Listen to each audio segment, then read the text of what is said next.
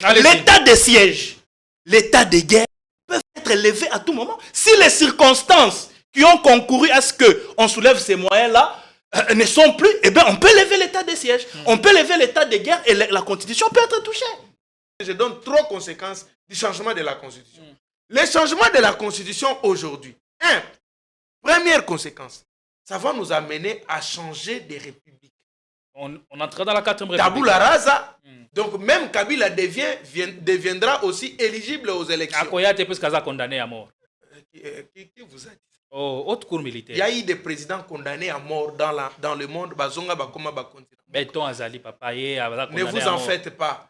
La politique est en zela à maille. Vous constatez ce que moni tout droit que liboso pesa tout droit. Sois calme. Je vous dis ceci. Première conséquence, nous allons changer des républiques. Deuxième conséquence, c'est que pour changer la constitution, on doit aller au référendum. Or, au référendum, c'est une élection. C'est une élection. On ne reste qu'avec 2 ans. Donc, ces gens ici ont l'argent. Ces gens ici ont l'argent. C'est-à-dire que, ils vont organiser les référendums en 2027 et en 2028, ils organisent les élections. Où ils ont eu à trouver 2 milliards de dollars pour 2027 pour les référendums et 2 milliards de dollars pour 2028 pour les élections. Alors que ces gens ici manquent 70 millions de francs congolais pour payer les fonctionnaires qui souffrent. Voyez-vous. Deuxième conséquence. Lorsqu'ils vont accepter de changer la constitution, est-ce que les référendums vont se faire aussi à Goma? Mais n'est-ce pas là, yo qui dit ça le Bogono Bicho de Zorba? Est-ce que à Goma, on va aussi voter, on va aller aussi au référendum? Mais n'est-ce pas là, le cas là ici? Parce que là, Liembongo, il y a Rwanda, Liembongo, il y a FCM23 pour balkaniser notre pays. Parce que là, lorsqu'on va aller au référendum, sans que le référendum ne se fasse de l'autre côté là-bas, n'est-ce pas? Et donc, on a consacré la balkanisation. Troisième conséquence, c'est que pourquoi nous changeons maintenant? Mais ici, je pars d'abord dans notre régime politique. C'est un régime hybride.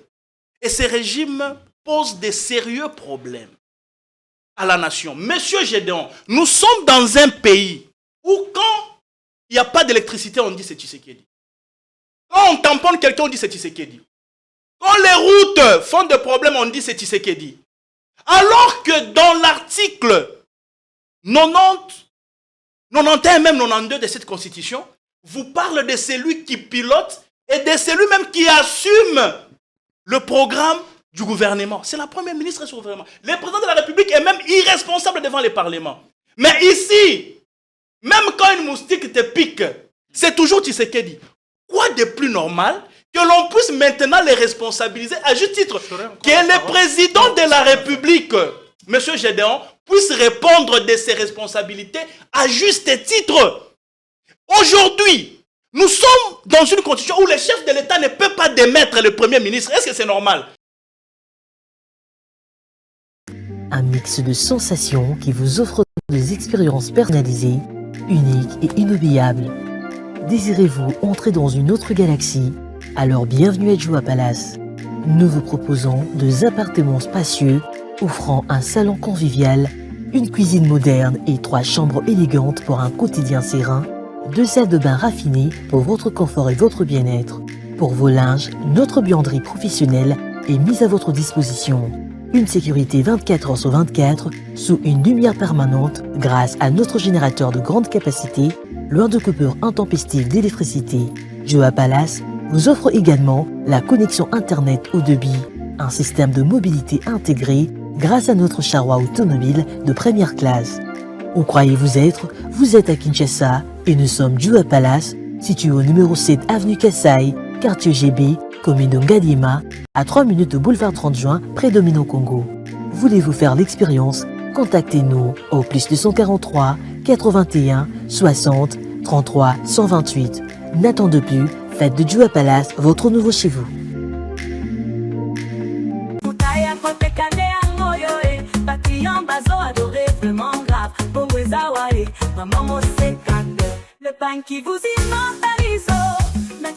Moi, c'est congolaise, l'intemporelle, Un pain d'exception, symbole d'élégance et de raffinement, conçu avec amour, imprimé avec soin, façonné avec grâce pour sublimer chaque femme. La signature ultime de la femme congolaise, authentique, noble, inoubliable. Portez Moissi congolaise et élevez votre allure à un niveau supérieur. Un bal qui se porte en tout temps, en toute confiance. Et en ce mois dédié à la femme congolaise et africaine, sentez-vous encore plus belle, encore plus forte en Moissi congolaise.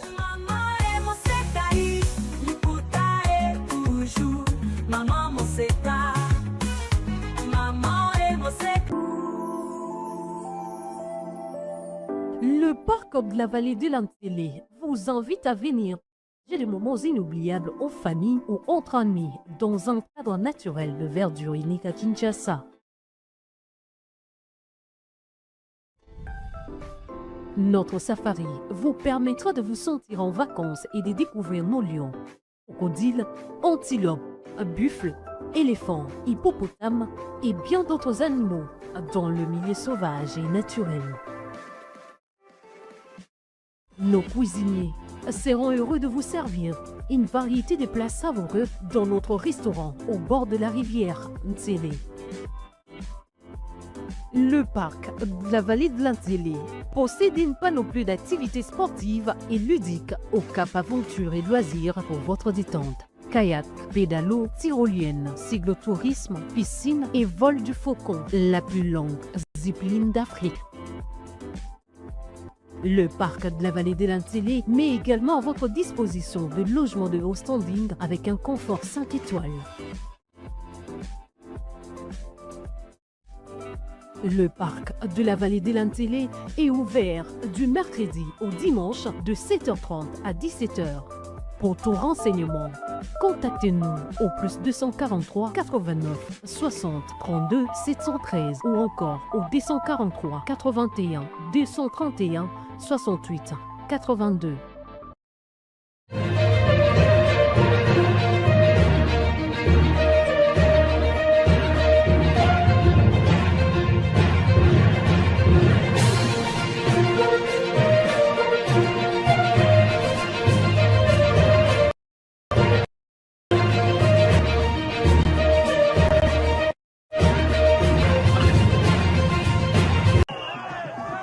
L'aéroport de Kalemi en effervescence. Mobiliser 3 membres du gouvernement et un conseiller principal du chef de l'État à plus de 2000 km de Kinshasa.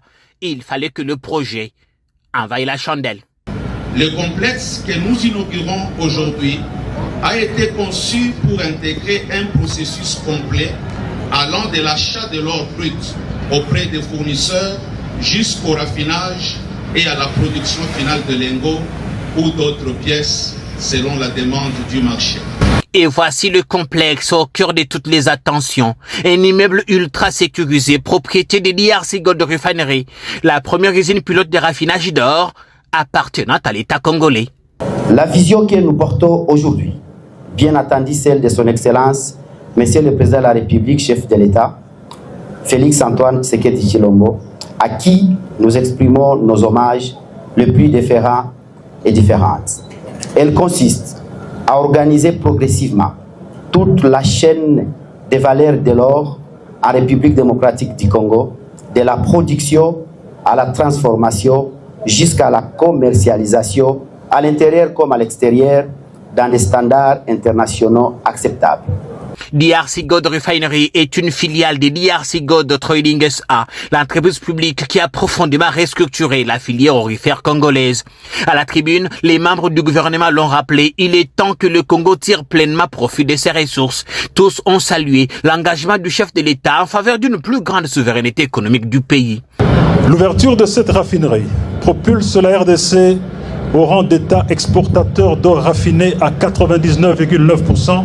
La création de DRC Gold Trading en 2021 ainsi que les initiatives structurantes engagées depuis lors, s'inscrivent dans la volonté clairement exprimée par son Excellence, Monsieur le Président de la République, chef de l'État, Félix Antoine Tshisekedi Tshilombo, de permettre à la République démocratique du Congo de reprendre le contrôle stratégique de l'or issu de l'exploitation artisanale et à petite échelle. Je crois que la vision du président de la République, on voit ça dans la démonstration aujourd'hui. Ce qui est impressionnant ici, c'est surtout la simplicité pour quelque chose de très structurant pour le pays et avec un impact que vous ne pouvez pas imaginer. Cette raffinerie constitue une avancée majeure vers la transformation locale de nos ressources naturelles. Ruban symbolique coupé, c'est officiel, la RDC dispose désormais d'une usine moderne de raffinage de l'un des métaux le plus convoités au monde. Avec une capacité de production de 600 kg par mois, ce site devrait produire près de 7 tonnes d'or l'an, pour une valeur estimée à plus d'1 milliard de dollars injectés dans l'économie. Et l'ambition ne s'arrête pas là. D'autres raffineries sont déjà en préparation, avec l'objectif d'ancrer durablement la transformation de l'or sur le sol congolais et de renforcer la place du pays dans la chaîne de valeur mondiale. Ma prière aujourd'hui, mon souhait aujourd'hui en tant que Congolais, je dirais ceci. D'abord, laissez d'abord les Congolais profiter des richesses du Congo. Vous faites bien de nous choisir, mesdames et messieurs, chers internautes. Bienvenue. Vous êtes sur Politicon, la force du détail. Et Politicon reste toujours cette tribune par excellence par laquelle vous pouvez vous faire informer et en même temps aiguiser votre sens critique. Oui, ici, on parle des questions d'État, des questions existentielles et essentielles pour la République du Congo. Au moment où le pays de Lumumba est à la croisée des chemins, il faut que l'ambition de grandeur s'affirme. Et pour que cette ambition de grandeur puisse s'affirmer, elle doit être nourrie. Et nourrie notamment par le débat démocratique, par la réflexion de Congolais qui pensent que par l'effort, et on peut bien bousculer les choses et mettre fin à la situation qui n'a fait que trop durer dans la partie orientale de la République du Congo où le FCM23 occupe de territoires et localités importants depuis début 2025, mais grâce à la diplomatie et à l'option militaire levée par Kinshasa, les choses semblent plutôt se passer ces derniers temps, notamment les attaques de drones qui ont fait plusieurs victimes à Goma. On parle d'un agent humanitaire qui est décédé à la suite de ces bombardements et Kinshasa nie toute responsabilité et son implication au cours de ces attaques. Alors, qui est derrière ces attaques ciblées ? On y reviendra largement là-dessus en essayant de démêler les vrais du faux avec les intervenants que vous aimez entendre pour le débat public. On parlera aussi du débat qui refait surface, les débats sur le changement ou la révision constitutionnelle. Les avis semblent être partagés. Au sein des lieux sacrés, l'option semble être levée, celle, bien entendu, de vouloir réviser de fond en comble la loi fondamentale promulguée le 18 février 2006 par l'ancien chef de l'État, Joseph Kabila. Est-ce que cette loi fondamentale, il sied de la tailler aux réalités ou de l'adapter aux réalités de la société qui est évolutive ou qu'allons-nous faire justement? On parlera aussi de la question du dialogue national inclusif et aussi les élections en 2028 qui semble désormais être hypothétique d'après ce qu'a tenté de révéler Lambert Mende Omalanga, l'ancien ministre de la communication porte-parole sous le gouvernement Kabila, qui a attribué la responsabilité de la déstructuration de l'armée à l'ancien chef de l'État. Pour en parler, on a sur ce plateau Maître Jean Pingalula. Vous êtes cadre de l'ECD de Martin Fayoulou. Comment allez-vous? Comment se porte le président sur votre parti? Merci beaucoup, mon frère. Le président élu Martin Fayoulou Madidi se porte totalement bien. Et sans oublier également les membres de l'ECD Lamouka qui sont sur toute l'étendue de la RDC. Ils se portent aussi bien. Mais écoutez, le président n'est pas totalement exactement bien. Pourquoi? Parce qu'il est préoccupé beaucoup plus sur la situation de l'Est. Alors, à ce jour, la situation continue. On commence maintenant. Hier, on a compté des jours. Et aujourd'hui, nous commençons à compter des semaines, 2 mois. Et voilà, nous sommes maintenant à une année. À une année, que la chose qui était plus simple semble avoir les allures qui commencent à inquiéter pas plus. Qu'est-ce qui semblait simple pour vous? Alors, ça a été simple que quand ces gens étaient encore à Bunagana, ça allait être mieux. D'engager des hostilités ou des discussions? D'engager des discussions franches avec eux, parler et conclure à un arrangement ou à un dialogue comme on avait dit, opposé avant. Mais fort malheureusement, les régimes n'avaient pas écouté. Ils ont préféré faire la tête dure et aujourd'hui, la situation va de pire en mal. Et le président élu Martin Fayulu Madidi est très préoccupé par cela. Et c'est comme ça qu'il ne cesse d'interpeller, d'exiger les dialogues inclusifs dans notre pays autour du thématique vérité, réconciliation et la cohésion nationale. Qu'est-ce que ça veut dire? Vérité, réconciliation et... La vérité, c'est que nous devons nous dire des vérités. Nous devons nous dire des vérités. Vérité, c'est-à-dire comment nous sommes arrivés jusqu'à ce niveau. Les causes profondes, pourquoi on a fait plusieurs dialogues et ça n'a pas tenu. Comment nous avons une belle constitution. Comment on n'arrive pas à bien appliquer cela. Comment nous sommes Congolais. Qu'est-ce qui fait qu'à tout moment, pour accéder au pouvoir, les autres préfèrent faire un coup d'État constitutionnel, les autres préfèrent faire un coup d'État institutionnel, les autres préfèrent faire le coup d'État des armes, les autres préfèrent déstabiliser la nation pour exiger monter des enchères. Qu'est-ce qui fait que le Rwanda, qui est un petit pays, demeure plus fort à côté de nous? Petit pays par rapport à quoi? Petit pays par rapport à la démographie. L'histoire démontre qu'aujourd'hui, il n'existe plus de petits pays. Tout dépend de l'ambition de grandeur que vous C'est un petit pays en termes démographiques, en termes de grandeur. Aujourd'hui, ça ne s'évalue plus ainsi. Je vous dis même en termes de militaires. La RDC a beaucoup de militaires plus que... Nous sommes supérieurs à, cette provincette de notre pays, le Rwanda. Ça, ce n'est rien. Mobutu a menacé d'occuper ces petits pays. N'oubliez pas. Kabila a défait militairement c'est M23 en 2012-2013. Donc ici, nous devons nous dire ces vérités-là. On dit que ce n'était que des victoires fragiles parce qu'après... Mais si c'était des victoires fragiles, surface. Si c'était les victoires fragiles, alors quelle est la victoire alors importante que nous attendons aujourd'hui? Après près d'une année, on nous dira toujours ici qu'on est en train de se battre, la diplomatie, il y a eu les sanctions contre les autorités rwandaises, il y a eu ça, et dans l'entretemps ici, qu'est-ce qui se passe? Voilà pourquoi la raison majeure pour nous d'exiger en toute urgence la tenue d'un grand dialogue qui va réunir les acteurs en conflit. Qui sont les acteurs en conflit? C'est M.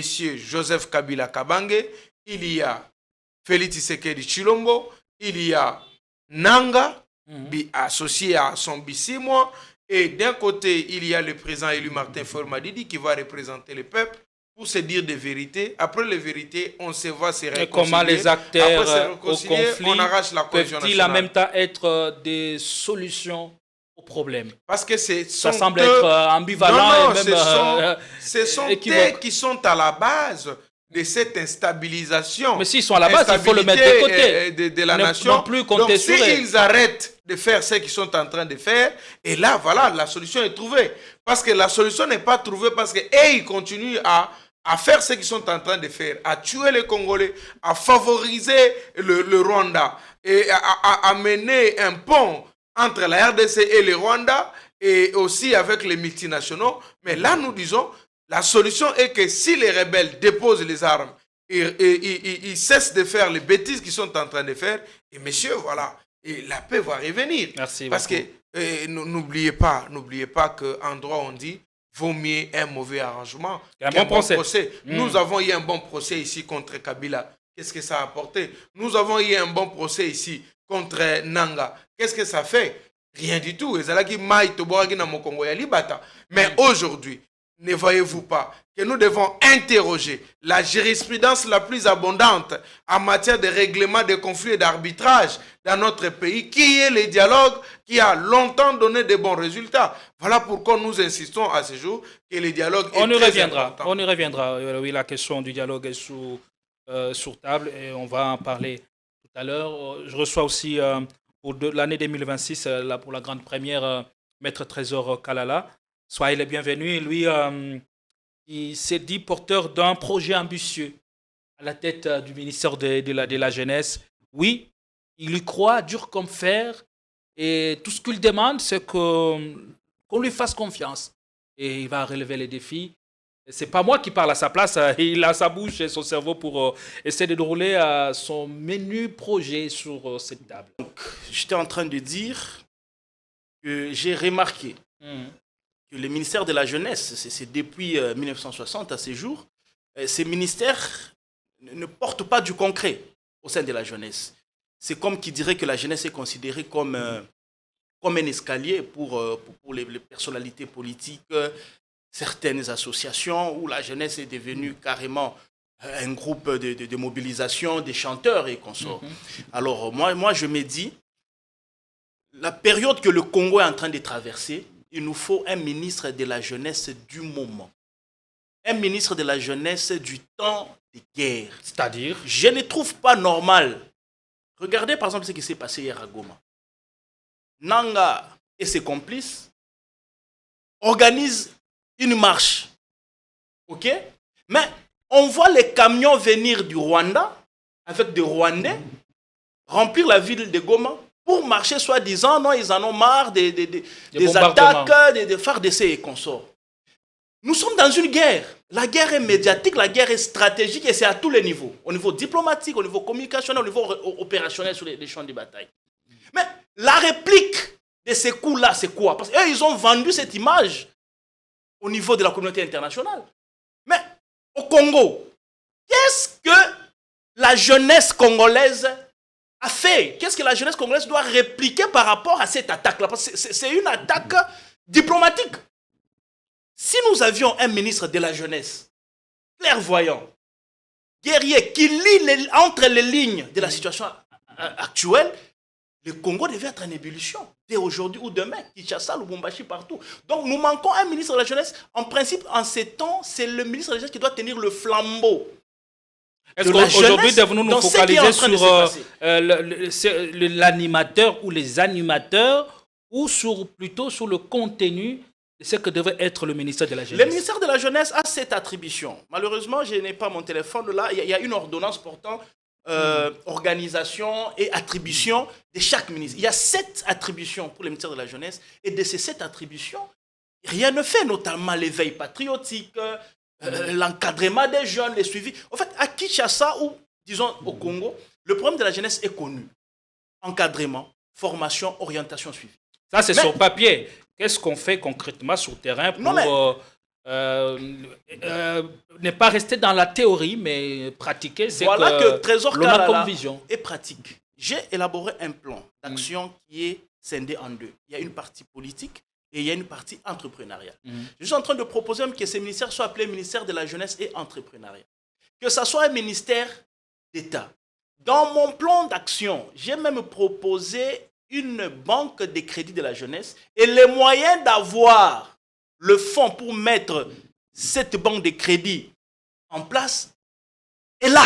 Un projet ambitieux, ça ne dépendra pas que de vos atouts, ça dépendra surtout de l'accompagnement et du gouvernement. Non, mais si le gouvernement adopte cette vision de choses, au cas contraire, vous passerez à côté, vous ne serez que l'homme de vous-même à la tête de ces grands ministères. Non, écoutez, moi, je n'ai même pas besoin d'un accompagnement. Je vais m'assumer parce que le plan, il est concret. Où allez-vous trouver le moyen de votre politique? Ça, ce sont des choses qu'on dit par la télévision. Ça, ce sont des choses qu'on dit par la télévision. Moi, je suis en train de me proposer ministre de la Jeunesse parce que fait, les temps qui courent exigent un ministre comme Trésor Kalala. Nous sommes en temps de guerre. Il faut un ministre qui sait lire entre les lignes les vraies actions bien ciblées qui peuvent même supporter la diplomatie du chef de Donc l'État. vous ne plaisantez pas. Qui peut changer même le paradigme. Vous voyez bien porter cette étoffe d'homme d'État capable de réinventer ces ministères de la jeunesse qui, depuis des lustres, n'est que l'ombre de lui-même. Effectivement, je crois que nous aurons une émission spécialisée. Je vais souhaiter que vous puissiez me recevoir seul. Je vais amener mon plan d'action. Nous allons l'analyser mot à mot. Vous allez comprendre que ce pays, le moment que nous traversons, mérite un Trésor Kalala comme ministre de la jeunesse. Un ministre de la jeunesse du temps de guerre. Aujourd'hui, à Kinshasa, les jeunes s'enivrent à 8h, à 9h. Ils n'ont personne pour les réveiller. Ils n'ont personne pour le mettre en conscience, changer les paradigmes. Mbokezo Kende. Mais le ministère de la Jeunesse est totalement absent. La personne qui est là fait bien déjà son travail. Le chef de l'État lui avait jeté des fleurs. Aujourd'hui, il y a la revue Forbes Afrique qui a fait toute une mention à cette ministre de la Jeunesse. Je parle de Mme Grace Coutinho.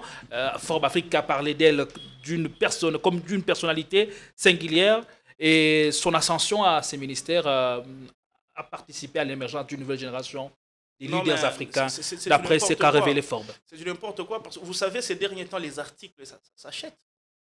Les articles s'achètent et je suis totalement désolé. C'est un média sérieux qui en parle. Je n'ai pas de problème avec l'actuel ministre. Moi, j'ai fait cette rétrospective, c'est depuis 1960. À ce jour, ces ministères-là n'ont rien donné. Ça n'a pas donné du concret à la jeunesse. Je vais finir peut-être par là. Le chef de l'État donne une vision. Il dit, je vais faire 100 millionnaires chaque année, de jeunes. Mais comment le chef va y arriver?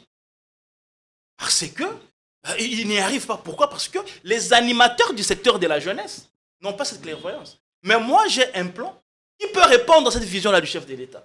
Alors, vous devez être accepté et soumis au test par le chef de l'État et constater je ne sais pas si c'était quoi ces tests. Vous en valez les compétences nécessaires.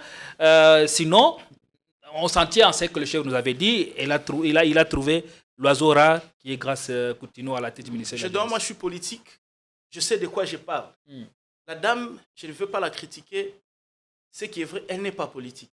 Je suis politique. Je sais de quoi je parle. En un temps comme celui-ci, on ne devait pas avoir une jeunesse qui dort. Elle n'est pas politique. Elle est qui alors? Nous devions avoir une jeunesse qui rugit comme un lion. Et cette jeunesse doit avoir un commandant, un capitaine qui l'amène dans ce nouveau paradigme. Nous devons bouger les lignes même au niveau de l'international. Un ministre des temps de guerre, c'est très important. Je demande au président de la République de me nommer ministre de la jeunesse. Sur moi, on mette même une mention sous réserve. On me nomme même pour 3 mois. Je sais que la période normale de tester quelqu'un, c'est 6 mois. Mais qu'on me nomme même pour 3 mois, et après, on peut revenir sur ma nomination. J'ai des choses à donner à ce pays. Merci. Par rapport à la jeunesse congolaise. Nous sommes une population dont la jeunesse constitue 70%. Et si cette jeunesse n'est pas encadrée. Merci. Elle est dans la rue. Donc, il y a un côté d'encadrement et un autre côté purement politique. Et ce pays pourra se réveiller dans les concerts des nations à travers ces ministères de la jeunesse. Il faut surtout un plan et je suis là d'encadrement pour la jeunesse, surtout la jeunesse Z, la génération Z. La génération Z, c'est celle de la fin des années 90 et 2010 qui est fortement influencée par le numérique, les réseaux sociaux. Il faut un plan précis et concret d'encadrement de cette catégorie de la jeunesse congolaise. Mais tout ça, et c'est important et c'est par une vision qu'on sait y arriver. On ne fait pas le procès, sinon de toute façon on juge l'ouvrier au pied du mur et on vous jugera bien au pied du mur dans vos responsabilités et on espère que vous n'allez pas sombrer dans le vide. Allez, on va ouvrir les débats. On parle de la situation sécuritaire dans l'Est du pays. Pourrions-nous nous accorder à dire que les armes, la parole, a-t-elle enfin cédé aux armes quand on voit la tournure des événements que cela prend ces derniers temps sur les terrains? Et il y a des attaques de drones qui continuent et les populations civiles continuent d'en payer le lot troubi. Et lors de dernières attaques, il y a un agent humanitaire, une Française, qui est décédée et à qui incombe cette responsabilité. Alors, ce sera la grande question. Je préfère commencer par Maître Jean Pingalula. Des attaques continuent sur le terrain. Est-ce qu'aujourd'hui, pour nous dire, c'est cela la trajectoire à suivre désormais? Désormais, ce n'est plus la parole qui va régler les conflits dans l'est du pays. Ce seront les armes qui vont parler d'elles pour justement juguler la crise sécuritaire qui secoue de plein fouet les République du Congo. Je vais commencer d'abord par présenter mes condoléances les plus attristées à la famille ou aux familles des illustres disparus, et tant de notre pays et celle de la France, Madame Karine, de la nationalité française, humanitaire de l'UNICEF. Nous présentons nos sincères condoléances quant à ces, mais et aussi il ne faut pas oublier. Mon raisonnement va aller plus à la première dimension de me poser la question: que faisait cette humanitaire-là à Goma pendant cette... Et pourquoi la France demeure toujours pas claire avec la RDC? Je ne comprends pas. Où est-ce que vous voulez en venir? Je voulais dire que il y a eu plusieurs morts. Mais en prenant la parole, Macron ne s'est limité qu'à décrier la mort de sa ressortissante. Du sujet français. Comme si cette dame, la vie de cette dame était supérieure à la vie des Congolais ou des Congolaises qui sont morts aussi là-bas. Et là, c'est très dangereux. Et de l'autre côté, à qui revient la responsabilité? Qui est responsable de cette histoire? Parce qu'il n'y a pas un communiqué officiel, ni du côté de M23. On a vu la RDC qui a nié toute responsabilité. La FRDC vient de communiquer pour dire qu'ils ne sont ni de loin ni de près. C'est les manœuvres du Rwanda ainsi que de M23. Mais écoutez, soyons sérieux par moment. Pas plus tard que hier, lorsqu'on a bombardé Rubaya par le drone, on a félicité. On a parlé d'une victoire. On a parlé de victoire. de la RDC sur l'ennemi. Maître Kalala prendre du champagne. Ah bon? Et il m'a dit même que si j'avais beaucoup d'argent, j'allais faire une chose qui allait étonner ma femme. Je me suis dit, quelle chose? C'est très dangereux, mon frère. Il a dit, donc... Et là, vous avez deviné, vous êtes allé au-delà de propos. Je suis allé au-delà pour dire, mais qu'est-ce qu'il allait faire? Qu'est-ce que ça pourrait être, enfin? Qui allait étonner même sa femme et sa famille. Donc, voyez-vous, mais hier, on a eu à festoyer. On a dit, voilà, c'est la victoire de l'armée parce que Willy Ngoma a été bombardé. Mais dans les informations ramassées, je ne confirme pas. Il me semblerait, j'ai suivi dans les réseaux sociaux, je ne confirme pas, c'est à prendre avec beaucoup de réserve. Il me semblerait, d'après les M23 là-bas et FC de Nanga, les tueurs là-bas, les gens qui créent du désordre dans notre pays, qui cherchent la balkanisation dans notre pays, que nous condamnons chaque jour pour dire arrêtez les armes, favorisez la voie pacifique. Ces gens-là ont publié quelque chose pour nous dire il semblerait que c'est les FRDC et les Wazalendo qui ont eu à bombarder là-bas, à exécuter les drones parce qu'ils avaient eu l'information que Kabila a été là-bas dans cette maison-là. Dans cette résidence qui a été bombardée. Oui. Donc, c'est ça, je dis, une information ramassée.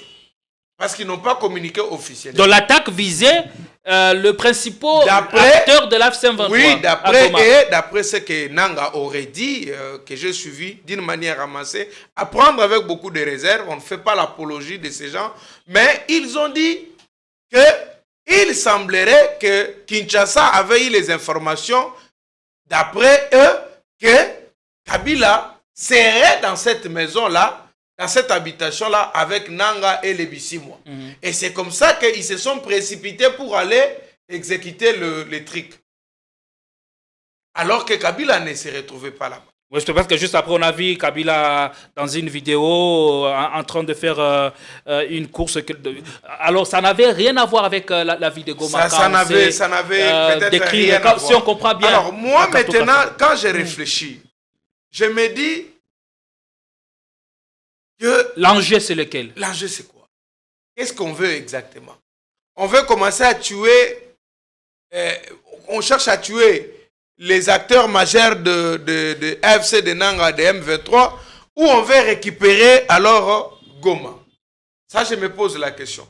Pour moi, je vais dire au gouvernement, parce que les AFC de Nanga doivent aussi mettre ça dans leur tête là-bas, de savoir que les FARDC, c'est l'armée régulière. Et ici, il y a les institutions légalement établies.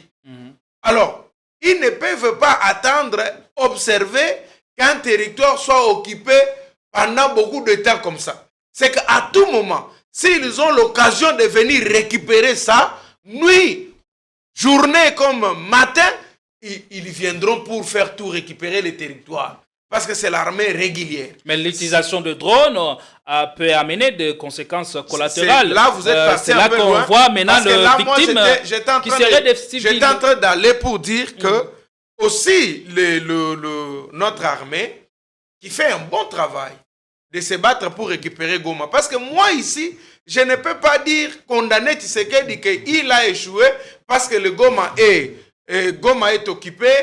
Roubaïa est occupé, Rutshuru et les autres sont occupés, les territoires sont occupés, et venir ici s'opposer lorsque Tshisekedi ou le régime fait les efforts pour récupérer ces territoires-là, c'est quoi? Je deviens fou.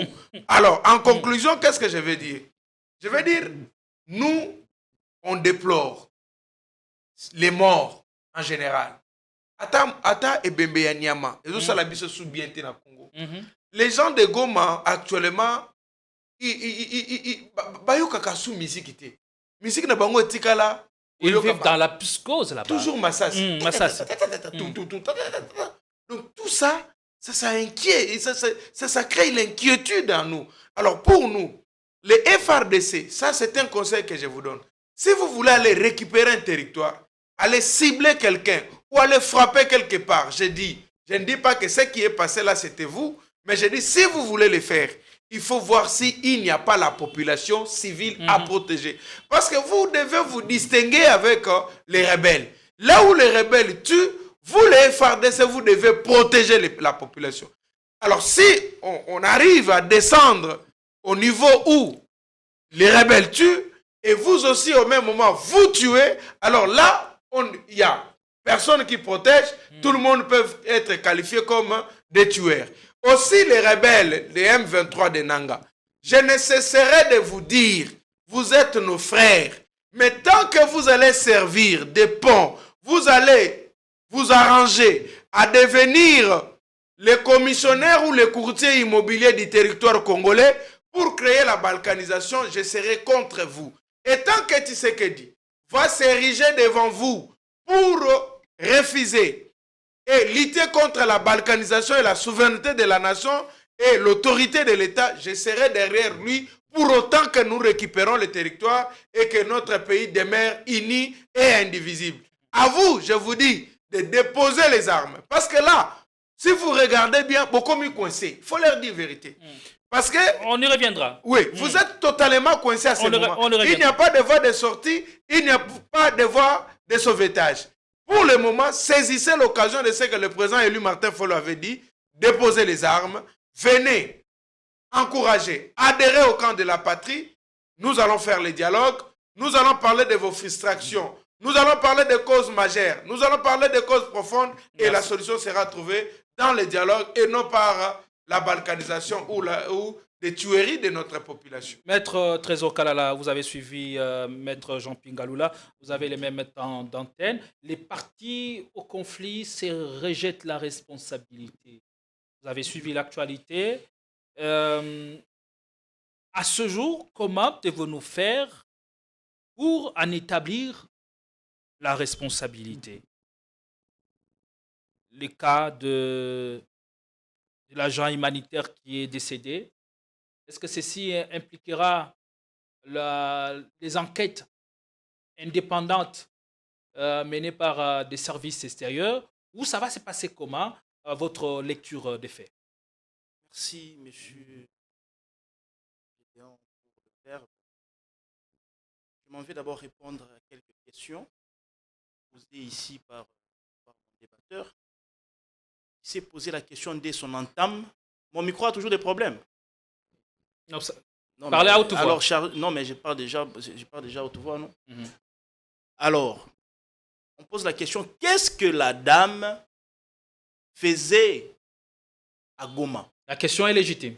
J'aimerais répondre, peut-être que Maître Jean-Pi n'a pas la réponse.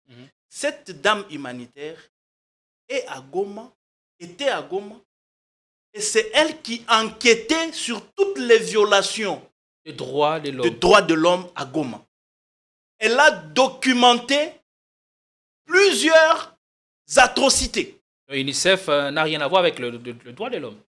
Je dis la dame. Non, je dis, elle était agent de l'UNICEF. UNICEF Mais l'UNICEF s'occupe- n'a rien à voir avec le Non, droit. attention, les l'UNICEF violations des droits de s'occupe l'homme. beaucoup plus aussi de des droits des questions enfants. éducatives. Voilà. Tout ça là. Et au-delà de ça, il ne faut pas ignorer que toutes les personnes que vous voyez dans des organismes internationaux, ce sont des agents de renseignement de la communauté internationale. Tous ceux-là que vous voyez dans USAID, UNICEF, toutes ces organisations-là, la plupart, je dirais même la majorité, sont des agents de renseignement qu'on envoie dans différents pays. Et selon nos informations, cette dame était en train d'enquêter sur toutes les violations, sur toutes les atrocités qui se passent à Goma. Et elle avait déjà documenté. Elle a les images, les photos, les vidéos de tout ce qui se passe à Goma. Cette dame détenait ça.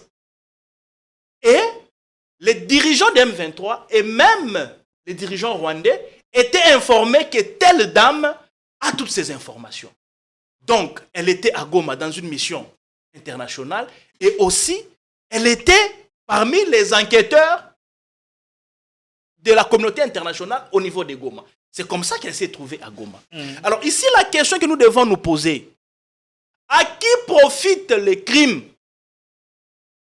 Quand cet humanitaire-là meurt et ses compagnons de l'Union européenne, quand il meurt, ces crimes profitent à qui? À la RDC ou au Rwanda, notre agresseur? Ici, il faut noter que aujourd'hui, il ne fait ombre d'aucun doute que le Rwanda est sous pression. Et sous pression internationale. Le Rwanda est au bout du rouleau. Effectivement. Sous pression internationale et sous pression sur les champs de bataille, sous pression opérationnelle. C'est tous les jours ils sont en train de pleurer parce que nous sommes en train de récupérer des villages et nous nous approchons petit à petit de Goma. Pour l'instant, aucun territoire n'a été récupéré par les FARDC. Attention. Pas plus tard que 2 ou 3 jours, nous avions eu à récupérer 2 agglomérations sur la route vers Goma. Je crois ici, il nous reste peut-être 2 villages pour atteindre Sake. Nous sommes déjà à 80 km de Goma. Il faut vous informer. Nous sommes en train d'avancer. Déjà, Roubaï, c'est à combien de kilomètres de Goma? Comprenez? Mais qui contrôle Roubaï à ce jour? Aujourd'hui, Roubaï est scindé en 2. Il y a une partie que les forces républicaines contrôlent, une partie que les rebelles contrôlent. Mais nous sommes en train d'avancer. Déjà, dans Roubaï, nous avons récupéré 2 villages en avançant. Comprenez? Donc ici, il faut comprendre que le Rwanda est sous pression internationale et même sur les champs des opérations. Mais alors, cette question, Willy Michik qui a semblé nous donner la piste. Vous avez suivi l'intervention de Willy Michik qui parlait de l'avancée des FARDC sur la route vers la ville de Goma. Et l'objectif, c'est reconquérir la ville de Goma qui a échappé au contrôle du gouvernement en début d'année 2025. Mais c'est ce que je suis en train de dire. Nous sommes en route vers Goma. Alors, ça explique alors que Rwanda, la RDC serait peut-être...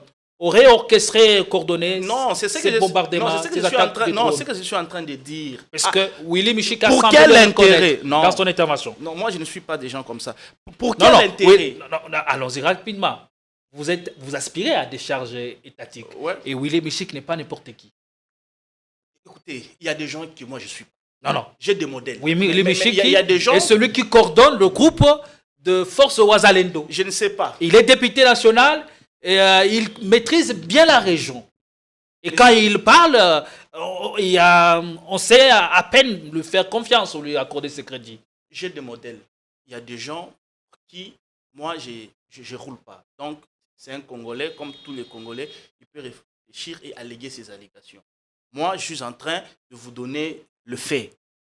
Je vous dis que les FARDC sont en route vers Goma et les Rwandais ont peur. Par conséquent, il faut créer ce genre de situation. Il se penche sur les accords de Washington qui ont exigé le cessez-le-feu. Vous comprenez? Alors, même récemment avec l'Angola. Voilà. Vu que nous sommes légaux, Goma, c'est la République démocratique du Congo qui est occupée par une armée étrangère. OK? Nous sommes en train d'avancer. Vu qu'ils nous ont vus en train d'avancer, par conséquent, il faut créer un incident diplomatique. L'aéroport de Kalemi en effervescence. Mobiliser 3 membres du gouvernement et un conseiller principal du chef de l'État à plus de 2000 km de Kinshasa. Il fallait que le projet envahisse la chandelle.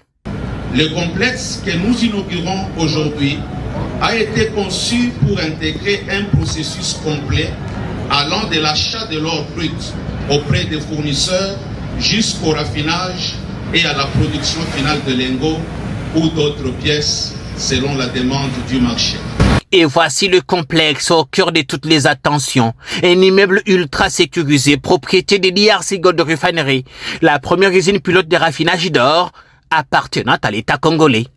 La vision que nous portons aujourd'hui, bien entendu celle de son Excellence, Monsieur le Président de la République, chef de l'État, Félix Antoine Tshisekedi Tshilombo, à qui nous exprimons nos hommages les plus différents et différentes. Elle consiste à organiser progressivement toute la chaîne des valeurs de l'or en République démocratique du Congo, de la production à la transformation jusqu'à la commercialisation, à l'intérieur comme à l'extérieur, dans des standards internationaux acceptables. DRC Gold Refinery est une filiale de DRC Gold Trading SA, l'entreprise publique qui a profondément restructuré la filière aurifère congolaise. À la tribune, les membres du gouvernement l'ont rappelé, il est temps que le Congo tire pleinement profit de ses ressources. Tous ont salué l'engagement du chef de l'État en faveur d'une plus grande souveraineté économique du pays. L'ouverture de cette raffinerie propulse la RDC au rang d'État exportateur d'or raffiné à 99,9%. La création de DRC Gold Trading en 2021, ainsi que les initiatives structurantes engagées depuis lors, s'inscrivent dans la volonté clairement exprimée par son Excellence, Monsieur le Président de la République, chef de l'État, Félix Antoine Tshisekedi Tshilombo, de permettre à la République démocratique du Congo de reprendre le contrôle stratégique de l'or issu de l'exploitation artisanale et à petite échelle. Je crois que la vision du président de la République, on voit ça dans la démonstration aujourd'hui. Ce qui est impressionnant ici, c'est surtout la simplicité pour quelque chose de très structurant pour le pays et avec un impact que vous ne pouvez pas imaginer. Cette raffinerie constitue une avancée majeure vers la transformation locale de nos ressources naturelles. Ruban symbolique coupé, c'est officiel, la RDC dispose désormais d'une usine moderne de raffinage de l'un des métaux le plus convoités au monde. Avec une capacité de production de 600 kilos par mois, ce site devrait produire près de 7 tonnes d'or l'an, pour une valeur estimée à plus d'1 milliard de dollars injectés dans l'économie.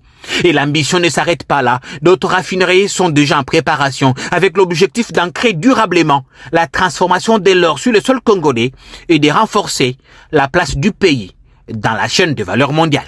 Ma prière aujourd'hui, mon souhait aujourd'hui en tant que Congolais, je dirais ceci. D'abord, laissez d'abord les Congolais profiter des richesses du Congo. Qu'est-ce qu'on fait? On touche là où ça va faire mal. On bombarde la maison dans laquelle résident les humanitaires, notamment la française et certains de l'Union européenne. Qu'est-ce qui justifie que le jour où on bombarde cette maison-là, Kagame est en France? Allez supplier Macron, n'est-ce pas, pour que la République démocratique du Congo observe les cessez-le-feu. Parce qu'il y a pression internationale. La RDC est en train d'avancer. Il faut créer un incident diplomatique, tuer, toucher là où ça va faire mal pour des communautés internationales. Voilà, ils ne respectent pas les droits de l'homme. Ils commencent à tuer même les humanitaires pour que maintenant, nous puissions avoir aussi la pression de la communauté internationale. Question qu'on arrête d'avancer. Donc, un Congolais ne doit pas avoir une langue de bois. On ne doit pas tâtonner. Un Congolais à ceux qui pensent que... Un Congolais doit dire clairement que cette attaque n'émane pas des FARDC. Parce que nous, on n'a pas intérêt à tuer les humanitaires. On n'a pas intérêt. C'est le Rwanda parce qu'il est mis en mal déjà. Même par si la Willy communauté Mushika semble le revendiquer un moment. Mais Écoutez, que répondez-vous moi, à ceux qui je ne pensent suis pas que l'attaque visait les principaux leaders de l'AFC-M23, dont Corneille Nangaa Joseph c'est Kabila? un alibi. C'est du n'importe quoi. C'est du n'importe quoi. Tout ça là, c'est un habillage. Ils sont en train d'habiller leurs crimes. Mais dans le fond, c'est eux qui ont bombardé cet immeuble, sachant qu'il y a des humanitaires là-bas, et ça fera bruit, et la RDC sera sur le banc des accusés. C'était ça leur plan. Mais malheureusement, vous avez suivi. La communauté internationale ne les a pas suivis. La France a pondu un communiqué qui ne condamne pas la RDC. Les États-Unis ne se sont pas prononcés. Les Nations Unies de même. Donc ici, vous comprenez que nous connaissons que c'est Kagame qui a utilisé, n'est-ce pas, ces humanitaires-là comme bouclier afin d'empêcher les FARDC d'avancer. Donc ici, les crimes profitent aux Rwandais et non aux Congolais. Alors, ici, j'ai entendu quelque chose sur les dialogues. En une minute. Mais, mon ami Jean-Pierre... Non, on n'est pas encore dans les dialogues. Non, mais on a dit... On est plein de dames, déjà. Que la parole tourne, et puis vous aurez vous avez déjà puisé votre temps d'antenne, parce qu'il vous restait une minute. Voilà, donc... Parce que la question de dialogue, on l'aborde maintenant. D'accord, donc, bref, il faut noter que cette attaque de l'immeuble dont cet humanitaire et ses deux compagnons sont morts était diligentée par le Rwanda. C'est l'œuvre de Kagame et ses supplétifs. Il doit accuser la RDC. Soi-disant, il tue les humanitaires, il n'observe pas les cessez-le-feu.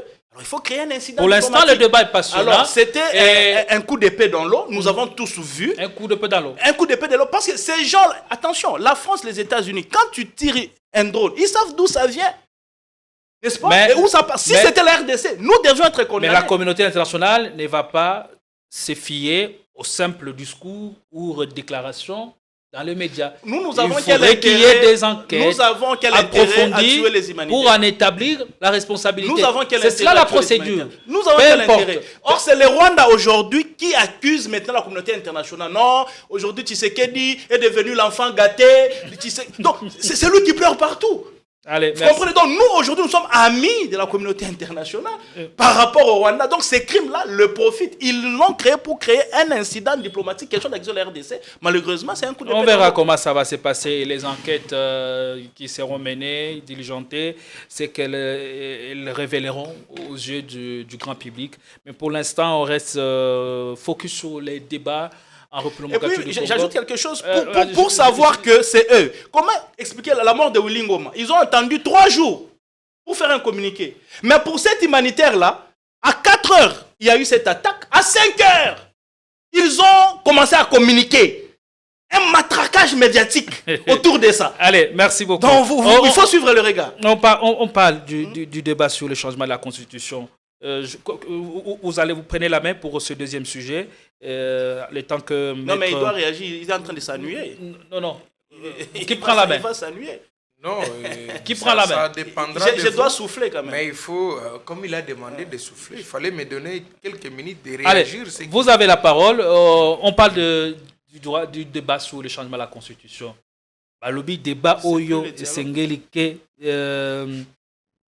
tokenango tina suka. Mudimbo alobi tout droit tina 3. Ce qui changer constitution te c'est que d'accueillir. Repé sango na pouvoir nani. Oasa lango penini. Allez, mais merci beaucoup.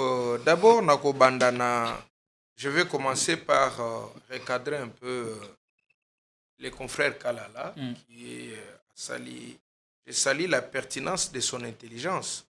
Mais là, il venait de commettre une petite faute. L'imbissier. Oui, j'allais tenir des rigueurs quant à ça, mais j'essaie de les pardonner. Pourquoi? Il dit ceci, et cet humanitaire avait pour mission à Goma, n'est-ce pas? C'est lui de faire les enquêtes sur les nombreuses violations de droits de l'homme qui se commettent là-bas. Ce n'est pas la mission de l'UNICEF. La mission de l'UNICEF est de sauver des vies, défendre le droit et aider chaque enfant, en particulier le plus vulnérable, à réaliser son plein potentiel. Cela veut dire quoi? Ici, il n'y a pas une mission d'enquête. Peut-être il parlait de droit scolaire. De droit le droit à la scolarisation. Non, attends. Même si on parlait de mener des enquêtes, ça c'est une autre mission parce que nous avons déjà la MONUSCO sur place. La MONUSCO est sur place. La MONUSCO est sur place et parmi la mission de la MONUSCO, c'est de veiller, n'est-ce pas, et empêcher les violations des droits de l'homme. C'est pour ça que la MONUSCO est là.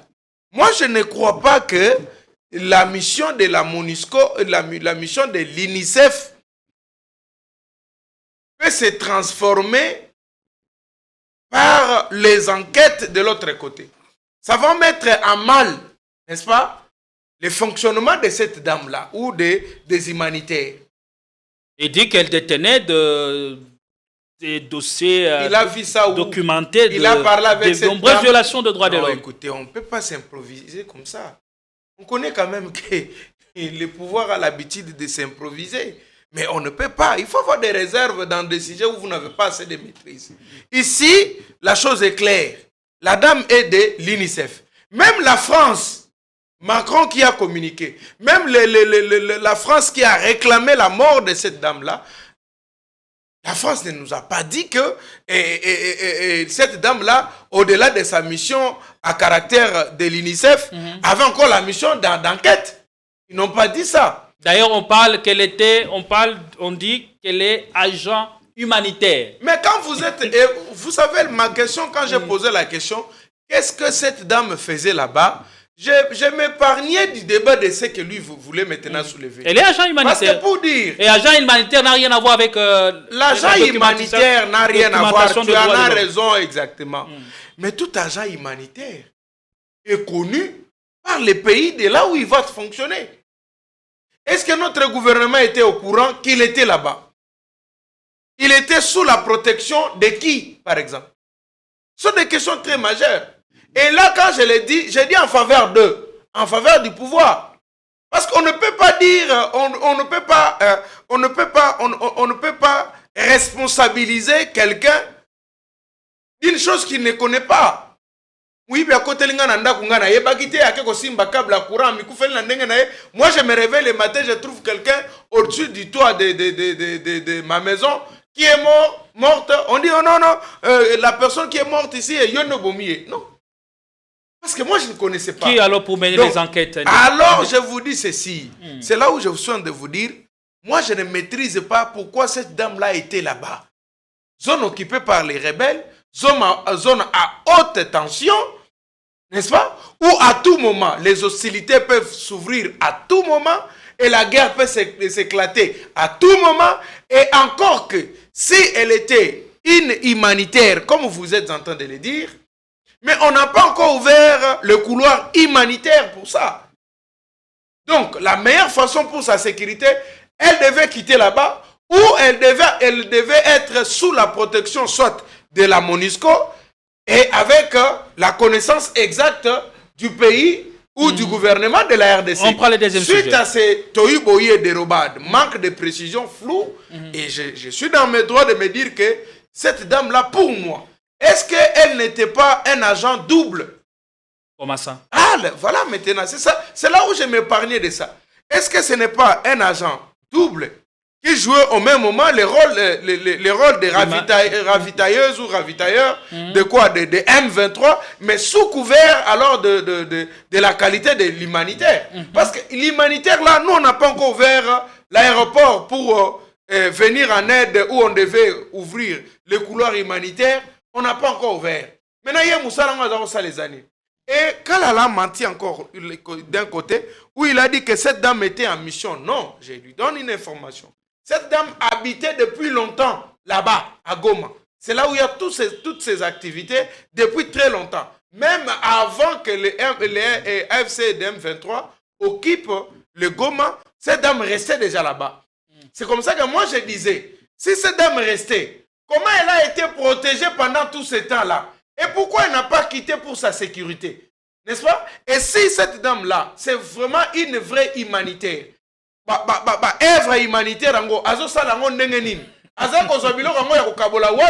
qu'est-ce qu'il faisait? Alors, voyez maintenant dans cette chose-là, dans cette réflexion un peu floue, je ne peux pas me permettre de conclure comme lui a pu conclure. Donc, j'ai dit, c'est vraiment quelque chose à prendre avec beaucoup de réserves. Pour moi, j'ai dit que le gouvernement doit se comporter différemment avec les rebelles. Oui. Vous avez 3 minutes pour recadrer. Je voulais parler de la avant qu'on passe au deuxième sujet. Puis, bon, je crois que, je ne sais pas, je ne me suis pas bien... Il recadre et puis on passe au deuxième sujet. C'est pas un problème. Je crois que Jean-Pierre ne m'a pas bien suivi. Déjà, dans mon propos. Vous avez soutenu la présence de cette dame? Nulle part, j'ai dit que cette dame était en mission. Non. Je n'ai pas dit ça. J'ai dit ceci. Il a posé la question, qu'est-ce que cette dame faisait à Goma? On nous dit qu'elle est humanitaire. C'est comme ça que j'ai dit. En fait, c'est ça qui fait la différence entre Trésor Kalala et les autres. J'ai dit, tous les agents des organismes là sont des agents souvent, la plupart, je dirais même la majorité, sont des agents de renseignement. Et quand vous voyez USAID, c'est pas ONU, vous émettez sur la même longueur d'onde. Écoutez, c'est comme ça qu'ils réservent le droit de dire qu'elle serait agent double. Je dis ceci. Tous, UNICEF, effectivement, l'UNICEF a une mission bien précise. La Croix-Rouge a une mission bien précise. Les FAO a une mission bien précise. Ce sont des couvertures. Mais dans le fond, la majorité de ces gens-là sont des agents de renseignement de la communauté internationale. C'est comme ça que j'ai dit. Par rapport à cet argumentaire, cette dame, il semblerait, je l'ai très bien dit, qu'elle avait documenté toutes les atrocités à Goma. Je n'ai pas dit qu'elle était dans une mission d'enquête. Non! Elle vient sous une couverture. UNICEF, mais derrière cette couverture, ils ont d'autres missions. Et c'est souvent non officiel. C'est comme ça que j'ai dit, elle a eu à avoir des images. Donc, tout ce qui se passe, toutes sortes d'atrocités, cette dame-là, elle a enquêté. Et Kagame et les agents de M23, on y vend. Que cette dame-là, elle a tout sur nous.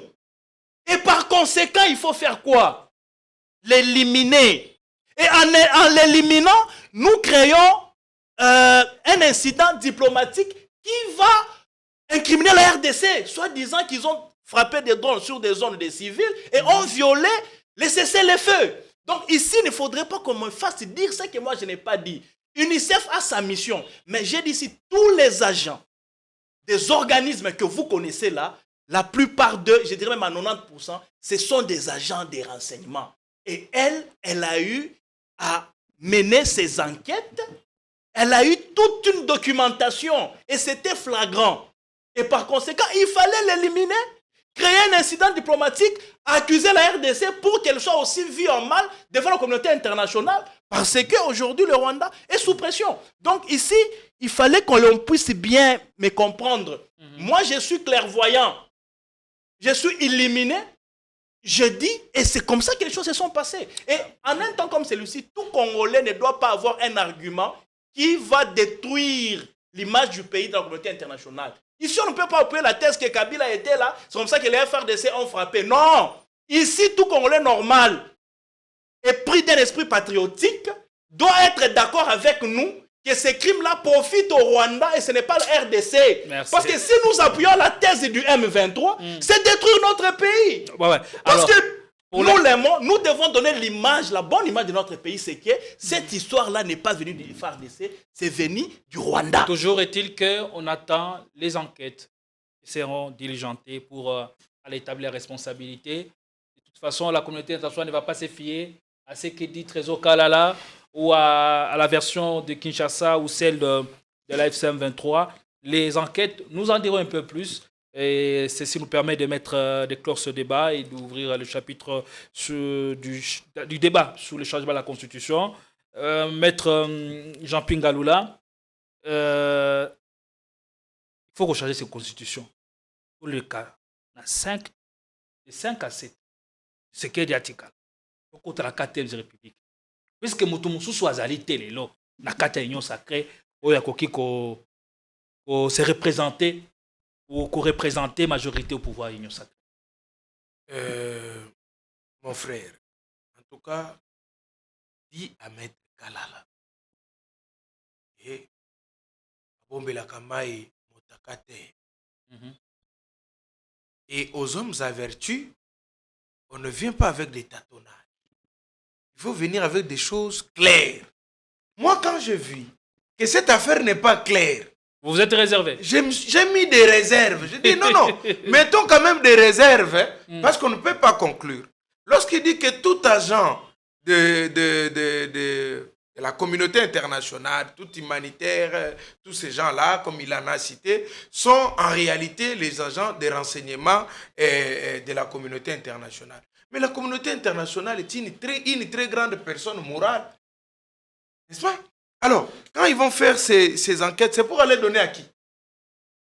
Toi, tu es de l'UNICEF. Tu dois aller mener des enquêtes pour aller avec ça où?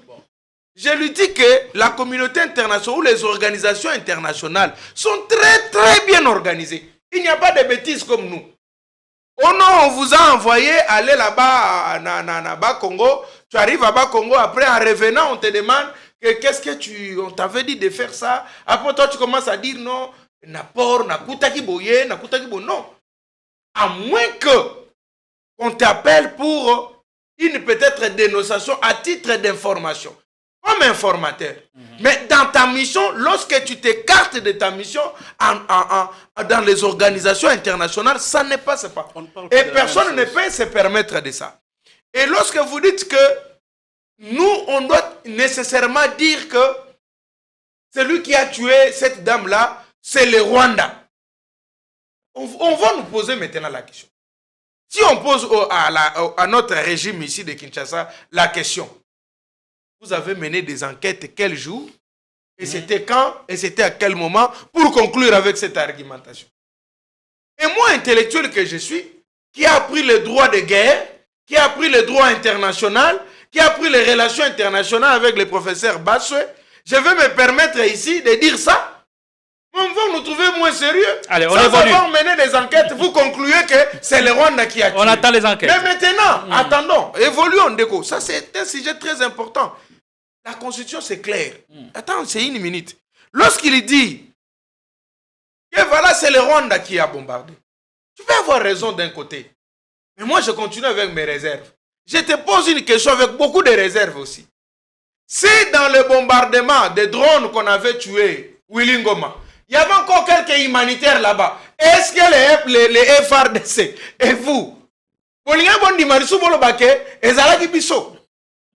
c'est là où on vous dit parce que ce sont des choses où ils sont presque l'andani. Vous comprenez? Il y a lieu de mettre des doutes. Qui exactement l'a fait? Est-ce que c'est AFCDM 23? Je doute fort parce que, pourquoi?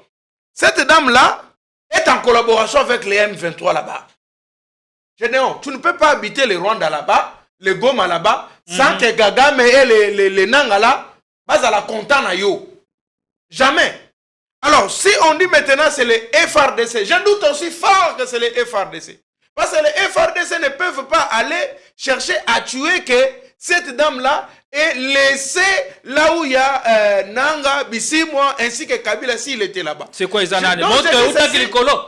C'est là où je... Non, avant ils localisent, non? Donc je ne pense pas qu'on peut soulever les drones pour aller tuer que cette dame-là. Par le gouvernement. Je doute fort. Je dis c'est faux. Autant je dis aussi pour les Nanga, je dis aussi c'est faux. Je mets des réserves et je me laisse en toute entièreté. Alors, par les enquêtes qui seront... Incendie à courant, je ne sais pas. Moi, je me laisse sous les enquêtes indépendante internationale qui va conclure les responsabilités. Quant à ça. Mais accepter ce que le FRDC a dit, je mets des doutes. Accepter ce que les Nanga ont dit, je mets des doutes. Comme tout averti scientifique. Donc vous restez cartésien. Ouais. Ça, c'est très bien. Ça, c'est très bien. Je ne peux pas confirmer des choses que je n'ai pas de précision. Allez, pour les Nanga, je me dis faux. Pour les FCM23, je dis faux. J'attends les enquêtes. Et dès que les enquêtes vont conclure, et là, je vais aussi prendre ma position.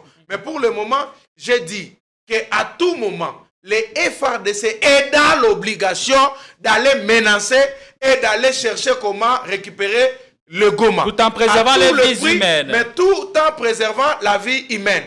Et les M23 ne peuvent pas se plaindre sur ça. Parce que c'est une armée légitime. On a le droit et le monopole de récupérer le territoire occupé par vous. La Constitution. Le débat sur le changement de la Constitution, c'est un débat des imbéciles constitutionnels. C'est un débat des impolis constitutionnels.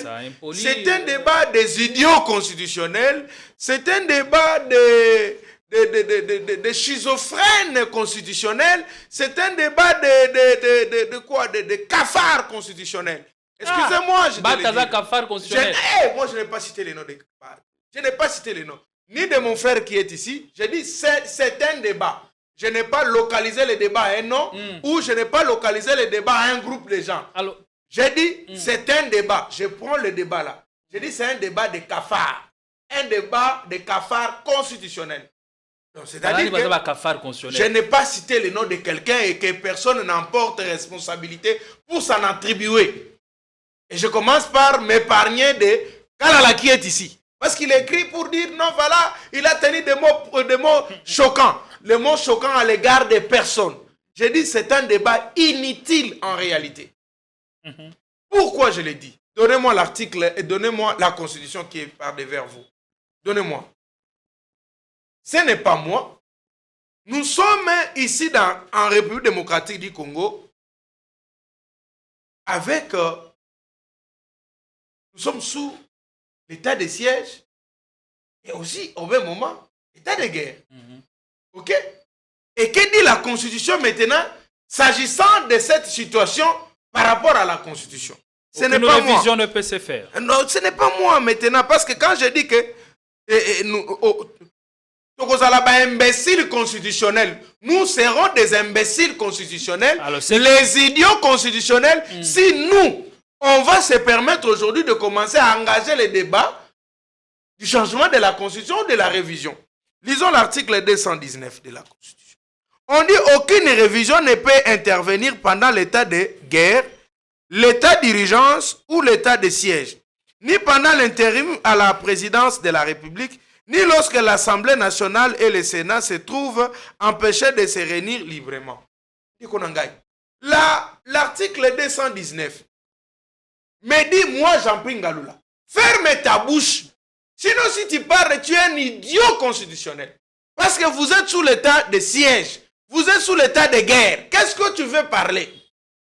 On est des impolis constitutionnels. Il y a des panoréaques constitutionnels. Le peuple Azali Moukonzi, les souverains primaires. Si le peuple veut que cette constitution soit changée même maintenant, eh bien, D'ailleurs, nous, dans les idées Lamouka, nous avons dit, et ce débat, c'est un débat bidon. C'est un débat inutile, on ne peut pas l'engager. Pourquoi? Nous avons dit, à la place de parler de ce débat ici, non, bisotolobi tokolobaka sous makambo te. À la place, sokozangi ba sujet de konanga tiaka sujet à dialogue. Pourquoi je dis? Je donne parce que dans le vrai débat, comme Maître Alaïla, un gars très intelligent, comme ça j'ai toujours souhaité qu'il soit ministre de la jeunesse. Il a raison parce que non, mais pour le moment, est-ce que la jeunesse existe dans notre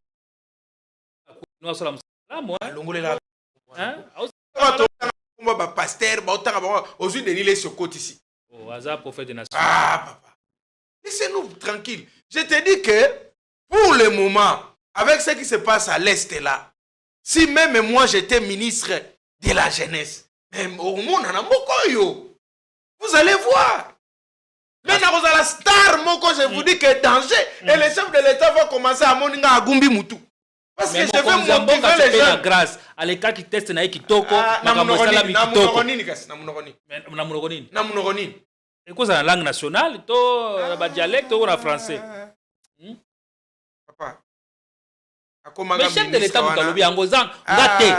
Le chef de l'État, moi j'ai toujours dit. C'est lui qui l'a dit. Devant tout le monde. Azalakalobi likamona 8h. Andimi na 8h, na 9h à Wangani, na 17h à Wangani. Ngai chef de l'État na koma obanga kokota makamune parce que ngai ngakoyoka makambo chef de l'État na 18h. Mais c'est pas avec ça yoka makamona été. En tout cas, il change à tout moment, c'est difficile de retenir une seule chose. Moi je vous dis ceci. Maître Kalala qui est ici, qui nous amène un débat propre, un débat cadré. Qu'est-ce que l'IDPS et le régime veut exactement? Tantôt on nous dit on veut changer la constitution, on veut réviser la constitution, parce que la constitution est nounie. Et là, c'est la thèse de conglomérat de professeurs du droit inconstitutionnel qui s'attaquent au droit constitutionnel. Et ces professeurs de droit inconstitutionnel, la constitution est nounie. Tout simplement. La raison pour eux, les constitutionnalistes disent que la constitution est nounie. Alors, si la constitution est nounie, il faut tout changer. Mes chers professeurs, écoutez-moi, c'est un message clair. Comme la constitution avec 20 ans est nounie, il ne peut si bon nounie dans la faculté de droit. Alors, avant de changer la constitution, on vous change d'abord vous, là-bas, dans la faculté à droit, pour mettre les professeurs de jeunes, et à ce moment-là, on viendra ici. Un débat fou. On ne peut pas changer la constitution, seulement, laisse-moi finir, parce que... Très rapidement. Donc, on ne peut pas changer la constitution parce que nous... Deuxième argument. Ils nous disent non, Kabouya dit, nous allons toucher à la constitution. Aide-moi, pardon. Prenez ça. Et donnez à Kalala, s'il vous plaît. Kalala, pardon mon cher Simbanano. Allez dire à Kabouya, comme il avait le souci de toucher à la constitution, tu l'amènes, il touche. Comme il n'a jamais... Amenez à Kabouya la constitution qu'il touche. Peut-être que depuis qu'ils sont au pouvoir, ils n'ont jamais touché à la constitution. Le mieux serait d'amener à Kabouya la constitution à toucher à Simba. Si ils nous amènent le débat sur la révision de la constitution, nous disons, c'est vrai, l'article 218 vous donne l'autorisation, mais l'article 219, qui cadre avec la situation actuelle, verrou. En donne le mécanisme. Verrou. Alors, si nous parlons du changement, qui nous disent quels sont les articles qui bloquent le fonctionnement de la nation. Ça, c'est des autres qui vont vous répondre. Parce que je donne trop conséquences du changement de la Constitution. Le changement de la Constitution aujourd'hui, première conséquence, ça va nous amener à changer de république. On entre dans la 4e république. Tabula rasa. Donc même Kabila deviendra aussi éligible aux élections. Akoyate plus qu'à condamné à mort. Qui vous a dit? Haute cour militaire. Il y a eu des présidents condamnés à mort dans le monde. Béton Azali, papa. Ne vous en faites pas. La politique est en zela à maille. Tout droit que liboso pesa tout droit. Sois calme. Je vous dis ceci.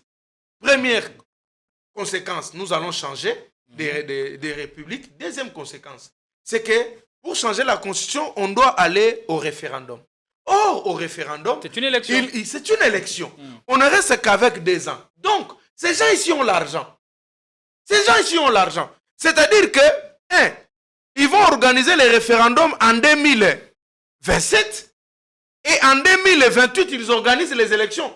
Où ils ont eu à trouver 2 milliards de dollars pour 2027 pour les référendums et 2 milliards de dollars pour 2028 pour les élections. Alors que ces gens ici manquent 70 millions de francs congolais pour payer les fonctionnaires qui souffrent. Voyez-vous, deuxième conséquence. Lorsqu'ils vont accepter de changer la constitution, est-ce que les référendums vont se faire aussi à Goma? Mais n'est-ce pas là, est-ce que à Goma, on va aussi voter, on va aller aussi au référendum? Mais n'est-ce pas là, le cas là ici, il y a Rwanda, il y a FCM23 pour balkaniser notre pays. Parce que là, lorsqu'on va aller au référendum, sans que le référendum ne se fasse de l'autre côté là-bas, n'est-ce pas? Et donc, on a consacré la balkanisation. Troisième conséquence, c'est que pourquoi nous changeons maintenant? C'est pour terniser. Voyez, je te donne un exemple. Aujourd'hui, à CNSS, on a détourné l'argent. Aujourd'hui, à l'OGFREM, on a détourné l'argent. À l'OCC, on a détourné l'argent. À Natransco, on a détourné l'argent. BSECO, on a détourné l'argent. Dites-moi maintenant, tout ça, et ça m'a comme changement de constitution. Merci. Kalala, le président de la République, Félix Tshisekedi Tshilombo, a bien travaillé. Il a bougé les lignes sur le plan international par rapport à sa diplomatie qui a donné les résultats à 10% et les 90% restent par la cohésion nationale. C'est bien bon. Botikaye, Asali demanda naye, Atikali na 2 ans, qu'il abîma par la grande porte a comme un sénateur à vie. Nous, en vertu de l'article 70, on n'avait pas donné la mission au chef de l'État. Nous avons donné à lui un mandat. Et ce mandat-là n'est que de 2 ans. Et après 2 ans, il va retourner à l'article 104 de la Constitution. Merci. Il devient sénateur à vie. Merci. Arrêtez vos aventures. On dit que le président n'a pas un mandat, il a une mission. Est-ce que cette mission, c'est au regard de ce qu'on est en train de voir comme dynamique à l'international, Kagame qui est au bout du rouleau, les sanctions économiques qui sont infligées contre les officiers des hauts rangs de l'armée rwandaise. Peut-être c'est ça la mission. La mission de Tshisekedi, de dérwandaniser la République du Congo. Allez, on en parle avec Maître Trésor Kalala. Vous avez suivi Maître Jean-Pi. Répondez pendant quelques minutes et on va chuter. Monsieur Gédéon, je crois que le respect du temps... Non, vous aurez le même temps d'antenne. Vous aurez le même temps d'antenne. J'avais même l'impression que nous étions dans un spécial. Il a pris pratiquement la moitié de l'émission. Je crois que j'aurai le même temps. Je commence par les débuts, parce qu'il avait rebondi sur ce qui se passe à Goma. Monsieur Gédéon et même mon ami Jean-Pi, Maître Jean-Pi, devant l'agresseur, on ne peut pas être neutre. Il dit, il ne croit pas au FARDC, il ne croit pas non plus au M23. Lui, il attend la résolution des enquêtes. Écoutez, face à un agresseur, on n'est pas neutre. Là, ce n'est pas différent de ce que Scholl était en train de dire. M23, Bazoboma, FARDC, Pezoboma. Donc, tu es neutre devant une agression. Il n'avait pas raison. Ici, il faut prendre une position. Et en tant que patriote, on prend la position la plus favorable pour ta patrie. Gédéon, moi qui trouve mon frère qui vient de commettre un forfait, je vois que Yemutasopi m'a déçouana. Je prendrai une position qui sera en sa faveur. Je ne dirai pas notre benga batu total à ce que Zayete. C'est ça la position des patriotes. Parce que ça me profite. Je serai du côté d'un raisonnement ou d'une position qui me profite. Ici, il n'y a pas question d'être moi scientifique ou consort. Cartésianisme. Non, ici on prend position, la position qui favorise ton pays. C'est être patriote. On n'est pas neutre face à un agresseur. On prend position pour sa patrie. Donc là, il fallait que je... Mais quand je regarde ça clairement comme ça. Des faits pour lesquels prend position. Non, écoutez, les faits sont là. Les faits sont là. Il y a débat. Est-ce FARDC ou M23? un patriote. Willy Michik a le Parce que Tozali Nazela, to bombardé. Willy Michik, c'est qui? Parce que dire que c'est le Rwanda, plutôt dire que c'est la RDC, ça te défavorise. Il ne faut pas le dire. Nous sommes suivis. Nous sommes suivis. Quand les Congolais parlent comme les Rwandais, ça devient dangereux. Là, c'est le langage du Rwanda. Mais quand nous parlons comme eux, ça devient dangereux. Ou lorsqu'on s'abstient, c'est dangereux. Il faut prendre position pour sa patrie. Prendre une position qui va dans le sens de favoriser ta patrie. C'est ça être patriote. Les Rwandais parlent comment? Quand on est neutre, mais ils disent que c'est Kinshasa qui a bombardé. Ils disent que c'est Kinshasa qui a bombardé. Or, ce n'est pas ça. Et j'ai dit ce n'est pas ça. Mais comment tu peux accepter? Ok, non, on n'est pas neutre. Dans ces jeux-là, le mieux c'est d'attendre. Non, moi des enquêtes en tant que indépendantes. patriote, je trouve mon frère qui a commis un forfait. Je n'attends pas les enquêtes. Ce n'est pas lui. Ce n'est pas lui, papa. Ce n'est pas lui. Ici, ce n'est pas la RDC. Même si c'est lui. C'est les Rwandais parce que ces crimes-là les a profités. Est-ce que vous comprenez que Maître Gala a laissé son cerveau à la maison? Non, il dit ici, même s'il me trouve moi, on le montre que je connais quelqu'un, il est blessé, il est par terre, il est mort. Et il voit que c'est moi au volant. Lui va dire non, Coco Telanga, ce n'est pas nié, c'est le oui, c'est pas nié. Lui dit non, il y a les évidences. Ici, il n'y a pas une évidence. Ici, il n'y a pas une évidence. Ne déplaçons pas les débats. Ici, il n'y a pas une évidence. Ici, le Goma, c'est une zone contrôlée par le Rwanda. Et la mort d'un humanitaire, ça ne profite pas à la RDC. Ça ne profite pas à la RDC. Bien au contraire, ça leur profite. Donc ici, on ne dira pas que c'est la RDC, parce qu'on n'a pas intérêt à tuer une humanitaire. Je ne veux pas me perdre dans ça. J'entre dans le vif du débat. Même si c'était le cas, ce n'était pas de manière ciblée. J'entre dans le vif du débat. Je crois que je me suis suffisamment fait expliquer. Ici, ce n'est pas la RDC. Ici, ce n'est pas non, la RDC. Non, je dis par absurde, même si c'était le cas. Non, mais même moi, c'était pas de manière ciblée. La RDC n'a pas ciblé. Moi, je dis que ce n'est pas la RDC. Les FARDC n'ont pas ciblé de manière stratégique l'agent humanitaire. Pour quelle raison? Non, mais c'est ce que je dis. Vous comprenez que c'était... Qu'est-ce que la RDC gagnerait mais c'est ça. Tout ça. Voilà. Donc ici, c'est le Rwanda. J'entre dans les vifs. Comme moi. Je n'ai pas de réserve. C'est le Rwanda. Mais comme bombarder en croyant que c'est le Rwanda. Ce n'est pas la RDC. C'est le Rwanda qui est mis en mal par la communauté internationale. C'est lui. Ce n'est pas nous. Bon, j'entre dans les vifs. Allez-y. Ici, je n'ai pas reconnu quand même Maître Jean-Pierre, qui est un bon avocat intellectuel, dit que le débat sur la Constitution, c'est un débat imbécile, idiot. Il a employé tous des cafards constitutionnels. S'il vous plaît. Ici, il s'agit d'un débat. Et lorsqu'il donne les arguments déjà sur ces débats, c'est qu'il plonge dans tous ces qualificatifs. Parce que c'est un débat idiot, imbécile et tout est conscient. Il dirait, vu que c'est un débat imbécile, idiot et tout est conscient, je n'entre pas dedans, je réponds à autre chose parce que je ne veux pas faire partie de ces qualificatifs. Donc, il a donné des qualificatifs et il s'est plongé dedans. C'est une contradiction. C'est ça le mal. Donc, idiot, il est tout conscient. Il ne fallait pas débattre. Parce que tu as débattu. Je vous ai dit que nous débattons déjà. Donc là, je ne débat pas. Et d'ailleurs, je ne fais pas de débat sur ça. On vous dit à l'article 219, réviser la Constitution en période de guerre, en période d'état de siège. La Constitution interdit la révision, n'a pas interdit les débats. Ici, c'est un débat scientifique qui est lancé dans l'opinion.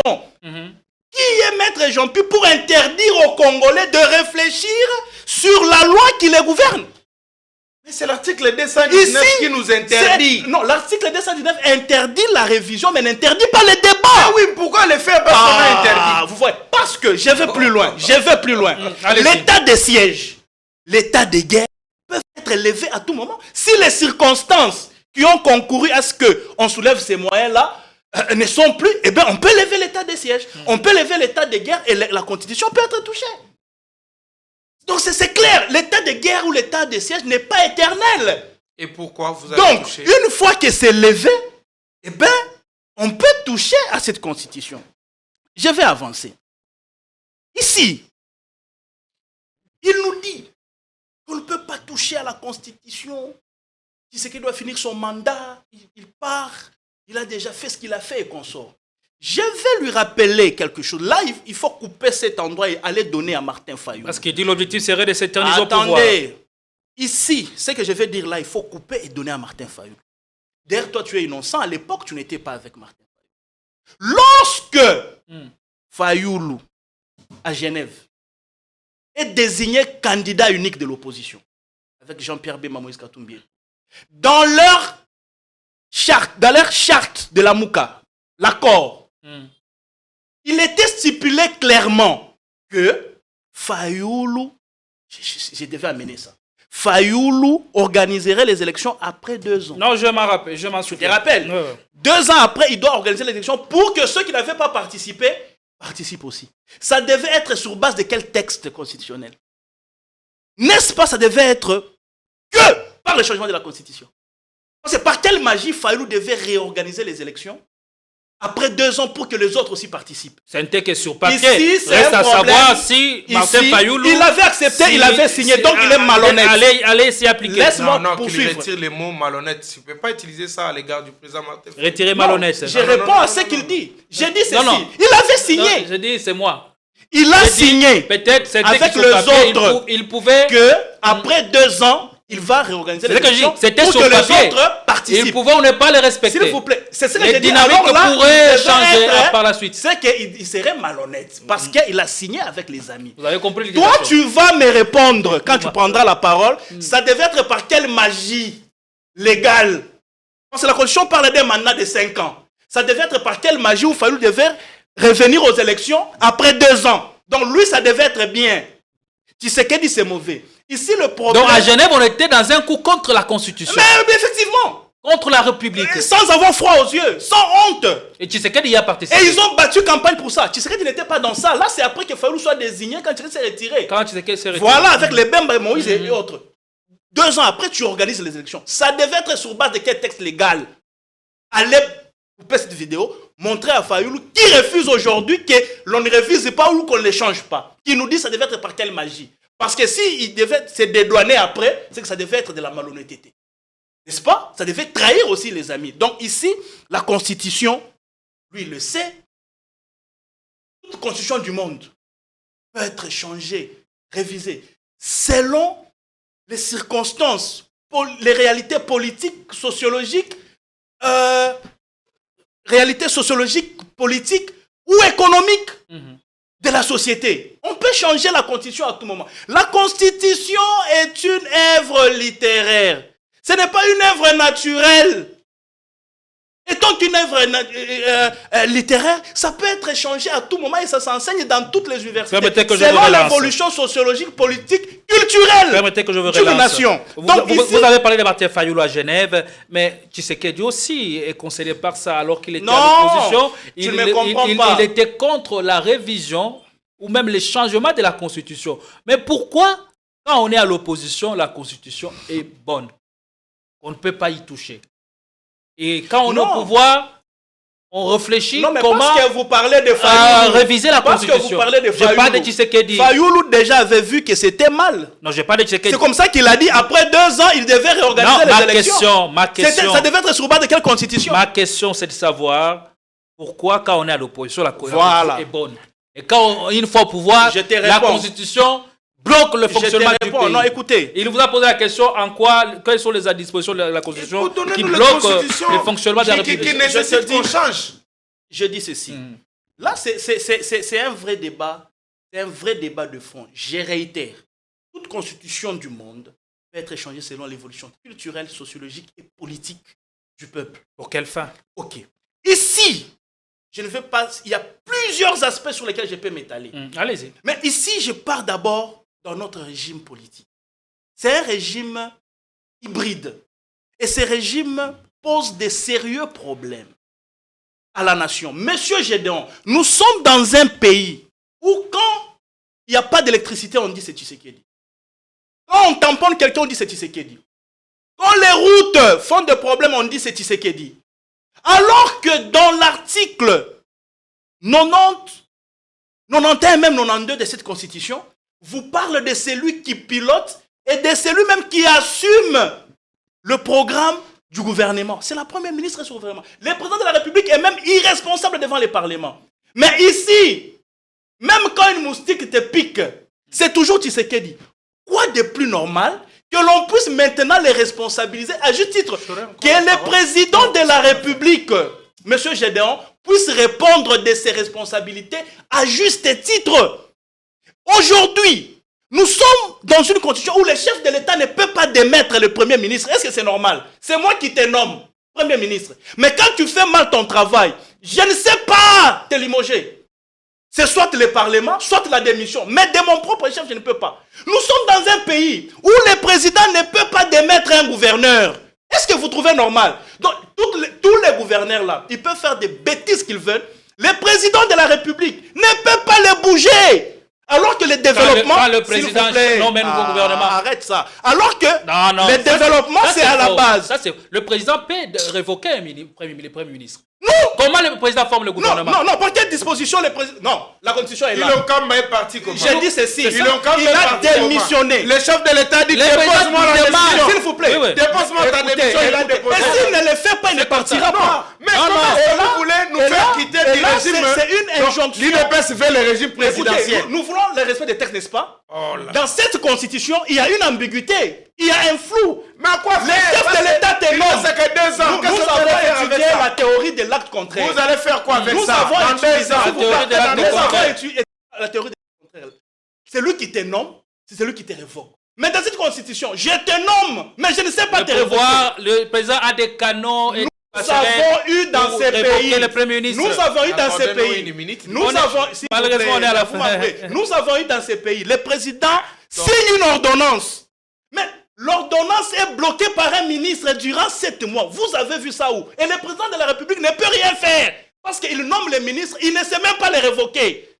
Est-ce que vous trouvez ça normal? Alors que le développement, c'est à la base. Le chef de l'État ne peut même pas bouger un bourgmestre, même pas un chef de rue. Et vous voulez qu'on continue dans un flou comme ça? Vous n'avez pas répondu à ma question. Pourquoi quand on est à l'opposition, on est tous... C'est comme ça que... Mais j'ai dit déjà, le régime pose problème. Le régime, vous partez dans 2 ans. Vous allez faire quoi encore avec ça? Alors, je vais t'apaiser. Vous allez faire quoi? Je vais t'apaiser. Déjà, je dois te dire... En 2027, vous partez. Dans un pays, comme vous refusez les débats de la Constitution, dans ces pays, vous ne pouvez pas mettre sur la table les débats des élections. Nous sommes en guerre. Qui ça? On ne peut pas débattre des élections pendant que nous avons nos territoires occupés. Ça là, tu as eu ça où? Mais c'est ce que je dis. Dans la charte de l'UDPS, on ne peut pas avoir les débats de la Constitution. Il y aura les élections dans les ce débats pays. des élections pendant qu'il y a la guerre. Tshisekedi est encore là. Il a tellement maîtrisé la situation de l'insécurité. Nous devons lui laisser terminer ça. On ne veut pas il y aura les élections de gré ou de force. Nous allons organiser les élections sans vous. Il n'y aura pas élection. Vous allez fuir, nous allons organiser les élections. Comme vous refusez les débats de la Constitution, on ne peut pas mettre sur la table les débats des élections. Il y aura les élections dans ces pays. On ne peut pas dépasser 1 milliard. C'est-à-dire quoi? Pour les élections, juste pour remplacer le référendum que vous voulez faire. Non, écoutez, ça reviendra après la guerre, monsieur. Après la guerre? Mais oui. Vous avez créé la guerre pour se maintenir. Qui a créé la guerre? La guerre date de 30 ans. Vous êtes les amis de Nana et les amis de Kagame. La guerre date de 30 ans. La guerre date de 30 ans. Tshisekedi était au pouvoir. Mais Tshisekedi a trouvé la guerre. Tshisekedi n'a pas trouvé la guerre. Donc en 2028, ne le fait pas. Il y aura les élections. Nous allons acheter les armes pour les sécuriser. Il n'y aura pas d'élection. Il y aura les élections. Il n'y aura pas les élections. Arrêtez de rêver. Par quel moyen? Par quelle méthode? Il n'y aura